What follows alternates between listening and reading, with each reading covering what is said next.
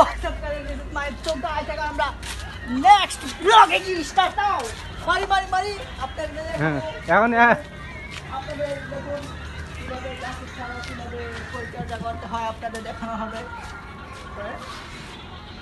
এই যে লজ্জাপতি গাছ আছে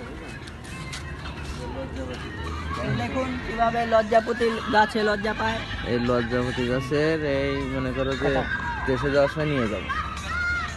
ও বেশি কার বেশি? এই বেশি তো তোলা হয়ে গেছে। কইলাম লজ্জাপতি গাছের বিচি আর এই মরিচে অনেক মানে স্বাদ যেরকম স্বাদ সেরকম মনে করে আর গন্ধটা আসছে এই প্রথম শুনলাম লজ্জাপতি খাবেন নাকি? কি খাবেন? কি খাবো? কি এই ঝালার এটা আরে এ বিচি কত দেশে যাওয়ার সময় নিয়ে যাচ্ছে। তো গাইস আসুন দেখাচ্ছি আপনাদের। এই যে গাছ আছে, গাছের নিচে অনেক সময় পশু পাখি বিশ্রাম নেয়।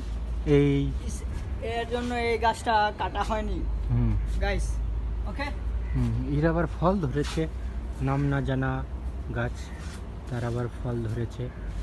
তো গাইস আরো দেখাচ্ছি আপনাদের আম গাছ। এইগুলো কি? এটা হচ্ছে গ্যান্ডারি গাছ।